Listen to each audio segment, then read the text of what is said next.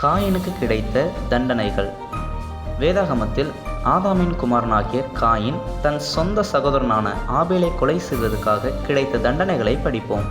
1. கர்த்தருடைய பிரசன்னத்திலிருந்து வெளியேற்றப்படுதல்.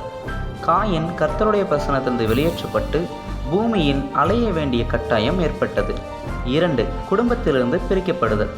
காயின் தனது சொந்த குடும்பத்திலிருந்தும் சமூகத்திலிருந்தும் பிரிக்கப்பட்டு அவனை ஒரு தனிநபராக மாற்றினார்.